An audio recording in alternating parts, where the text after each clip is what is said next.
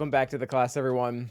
Now that we've taken a good look at the Lightspeed bundles from a value perspective and have pretty much unanimously decided that they are somewhere all between decent and amazing, one of the things that we need to take a closer look at before we actually decide which ones are best for us is, what are they going to do to our Zeta economy? One of the things that is very characteristic about these packs is that they give you characters that are essentially all the way leveled up as far as relics go, up to relic 3, to the point where you can put 6-dot mods in them and you don't have to farm them anymore. One of the things that does not come in any of these packs is Zetas.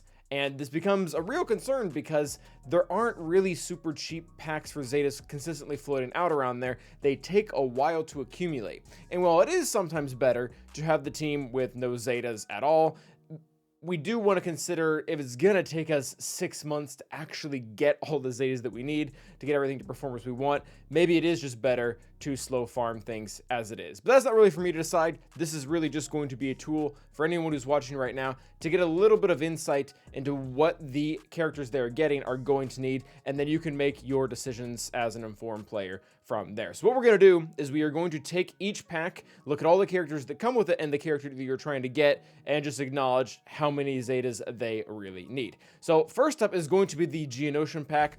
This one is very simple, and I'm super thankful for it because the pack itself is pretty good.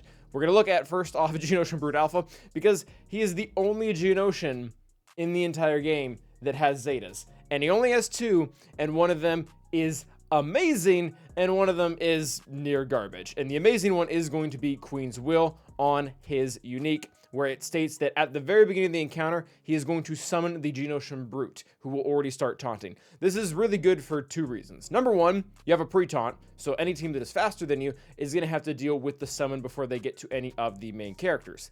In addition to that, it keeps you from having to burn your cleanse on conscription at the beginning of the battle when you don't really even need a cleanse just to get your 6 Geonosian out there. So it pretty much gets you fully ready for battle. This is helpful in a number of game modes from PvP as well as the actual Geonosia's territory battle. So overall, very good. The leadership, this isn't like the worst Zeta in the world, but it's pretty bad. And its basic abilities of Geonosian allies deal 10% more damage for each buffed enemy. The 2 big problems I have with this is, number 1, that's just not really that great. Geonosians, whenever they're assisting at turn, they aren't dealing that much damage to begin with, so the extra 10% on their basics is meh.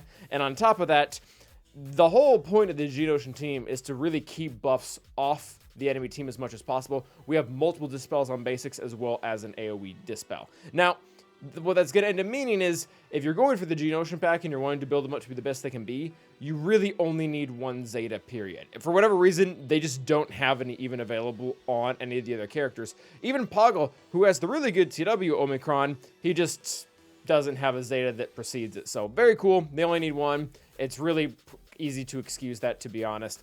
But moving on to our next pack, and that is going to be the Nightsister pack. Now, all the Nightsisters are pictured here, but even the ones that aren't here, that come with the pack, they don't even really have Zetas, or if they are, they're not very good, so it's not even really a question. You'll notice that we did not include Marin, and the main reason for that is she doesn't come into the pack, and if you want to farm her on her own, which you should if you're getting the pack, and that's great, but it's going to take you several months to farm her, and in those several months, you can acquire whatever Zetas you need for her.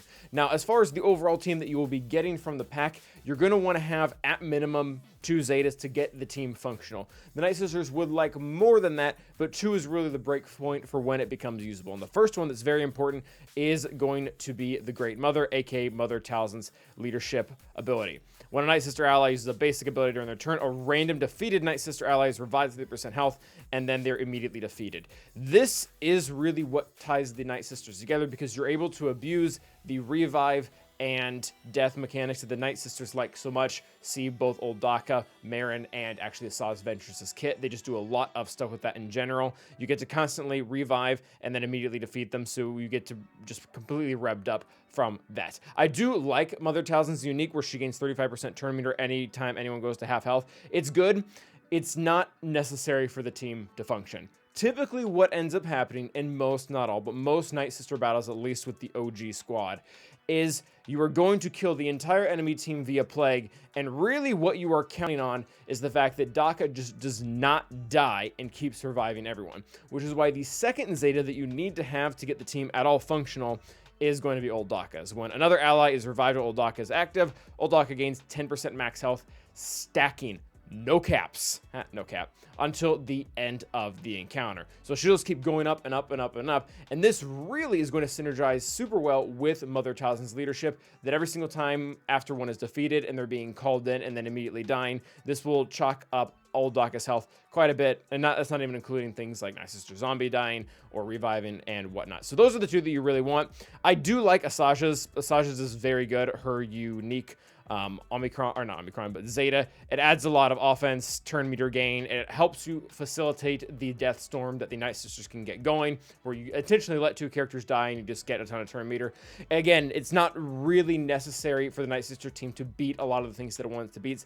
I do like it. It is good, but you can have the team function in a way without it. So overall, we're going to be recommending 2 Zetas minimum on the Nightsisters. If you have a third, Asajj's Vengeance is great. Next up is going to be Ewoks, and we are going to want to say that Ewoks, or you're going to want to have 2 Zetas for Ewoks if you get the pack. And the reason why is you only really need 1 on the squad, and that is going to be Chirpa's leadership. That is going to allow this squad to do everything that it wants to do, where they're going to be consistently assisting in and gaining turn meter off of that. But the other reason why you want another Zeta isn't even actually for any of the Ewoks. It's going to be for 3PO.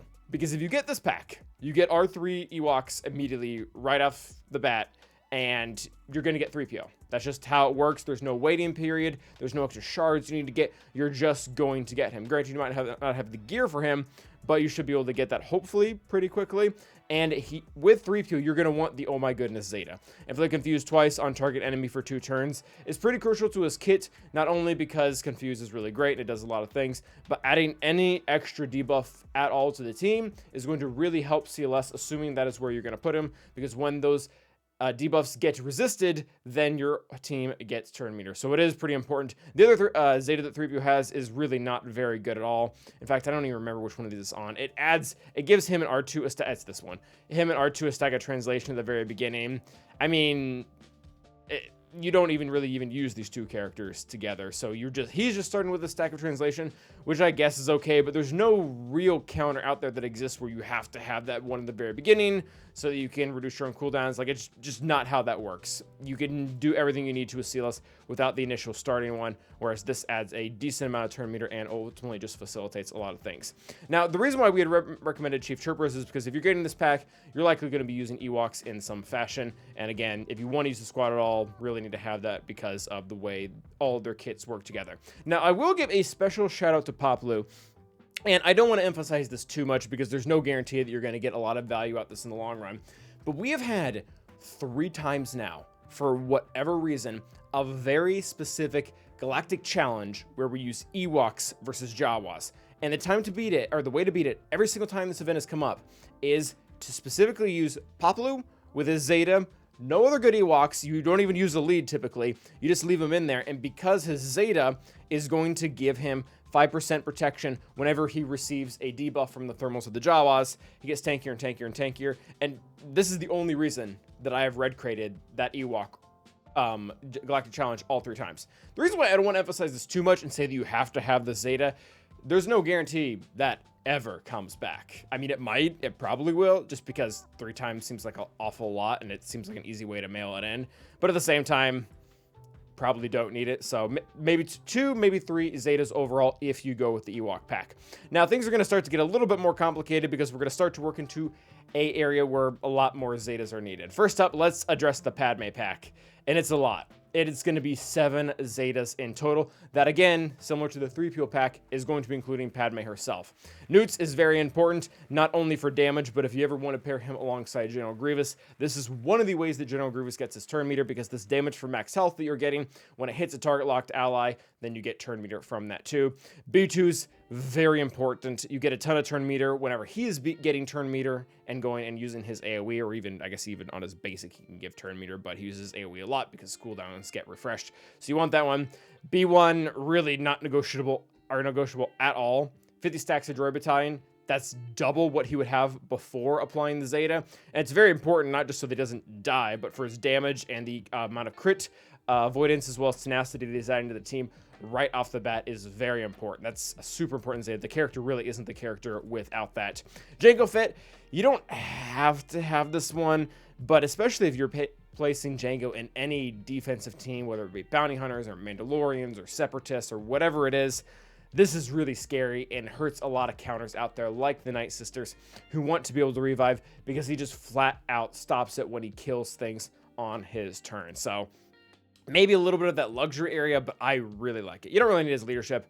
There's better bounty hunter leads for most situations. Next up is Droideka. Droidekas, you're going to really want this. It makes the gas event itself a lot less of a headache. In addition to that, you're going to need it for the TW Omicron if that is the route you're going to want to go. Basically, it's going to do very similar things to that of Newt and B2, where he is going to be constantly assisting out of turn whenever he has his shield generator up, and that is in turn going to generate more turn meter because he's going to be dealing damage to target locked allies under the General Grievous lead, which is where most people are going to end up using him in the long run. The 25% extra evasion is very annoying, especially when you leave it on defense, and that 25 goes to 75%, or at least so it seems. And that's the so that's these Zetas for these 5 characters. We did not include Asajj just because you don't really need her Zeta if you're not even getting the Nightsister pack, and even if you are, then it's questionable. We've already addressed that. Magna Guards, total garbage. Do not apply. Gross. If no buffs were dispelled, reset the cooldown of this ability. I don't even want to use this ability again. I use this basic almost every single time. Like, this is trash. Don't do it. Anyways, Count Dooku. Count Dooku's is actually a pretty cool Zeta. My only issue with it is Count Dooku just isn't pivotal for really any team out there. I mean, he's best in the Trench lineup, but even then, you don't need this Zeta for the Trench team to do everything that it wants to do. Really, the shining stars there are going to be Newt, Watt, Trench himself, Jango, pretty much just not Dooku. So it's good. It does some cool things, but you don't need it.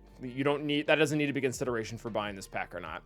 Padme, she needs both of hers. I'm not going to go into great detail on this, assuming you don't have JMK, which I'm really guessing you don't if you're going for this pack, but I guess if you do, and even then, her leadership is actually pretty good in 3v3, and you can do fun things with Gideon. So you're going to want the 2 from there. Bringing the Padme pack, if that's what we're calling it, with a Separatist up to R5, really up to about 7 Zetas total, which really could affect your decision.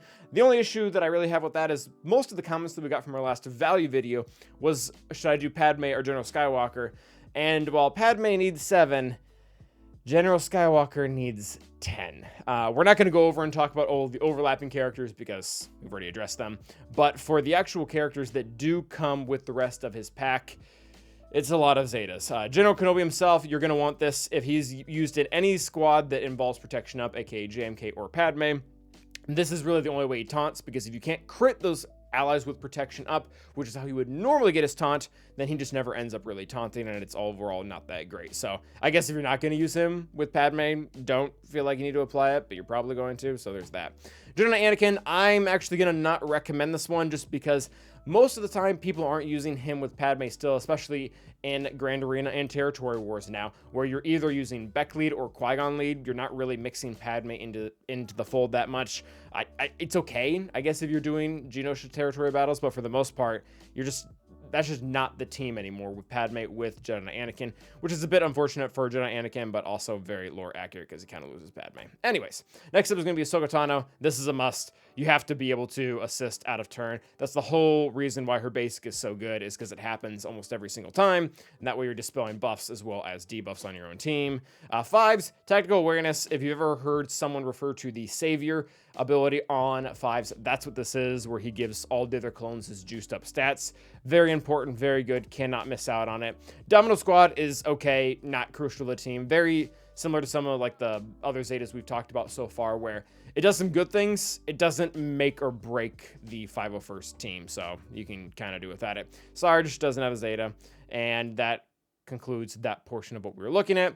Plo Koon doesn't have a Zeta. I'm going to recommend, for the sake of this pack, not doing Shock T's at all. And the main reason is, if you're only getting Shock T because of this, because you're going after General Skywalker, then you don't need her Zetas because they are wildly clone trooper oriented. And if all your clones are about to get shoved immediately over to General Skywalker, then there is no point in getting these at all, because you can't really use Shock T and General Skywalker on the same team. It breaks synergy because she is not 501st. So realistically, get Shock, modder, user with a Jedi team or something like that. But ultimately, you're just, I mean, I guess for 3v3, these might not be that bad, but I wouldn't really think, oh, Shakti needs 2 Zetas, I probably shouldn't get the pack. That's probably not the best line of thought. This is where she gives retribution to the rest of the team. I don't even use her in 3v3 anymore. Well, I guess I do, but I use her under Jedi Knight Luke because she's super fast and has a great base speed. Next up is going to be General Skywalker, who you really want all 4. I won't go into super detail on them, but the one I will say, Furious Slash, you do probably want this, and the reason why, and this is different, this has changed, is because of Malgus. For the longest time, there was actually a pretty good argument for not applying the basic Zeta, and the reason why was because it gives you telekinesis, which can be avoided, whereas if you didn't have it and he would just repeat his original basic, it can't be avoided, and you're actually getting to hit the opponent twice, whereas if they had Foresight, you would miss it on the second time. The reason why this becomes important is because this becomes a guaranteed crit, I believe, when the enemy has Armor Shred or something like that. Yeah, if possible, this attack will critically hit enemies with Armor Shred. The reason why that's important is one of the fringe counters for General Skywalker is the enemy Sith Empire Malgus team. And it is very important that you crit Malgus so that he doesn't get his big hit off. And the reason why we're talking about that is because Malgus naturally, at his base, has 80% critical avoidance. So a guaranteed crit is going to become very important for a character who otherwise should be critting 100% of the time because of his kit. But Malgus, again, has entered into the equation. It's a very normal counter that a lot of people use, and not having this basic Zeta can hurt you in the long run. And then all the other Zetas, I mean, I don't think anybody really would argue on a lot of these. The offense seems to be very important. A lot of the other stat gains that he gets. He's overall just very important, very Zeta heavy character. And for those of you who are wondering, Calvin, I want to do both Padme and General Skywalker. I realize there's overlap. The answer is 14. And basically, you just take everyone that was going for the General Skywalker pack, add Padme's 2 in, and then add an addition to that our good friend Newt and Django. The droids are already overlapped, so we don't have to recount those twice. Comes out to 14. I did this because I kind of failed to talk about the relationship between the gas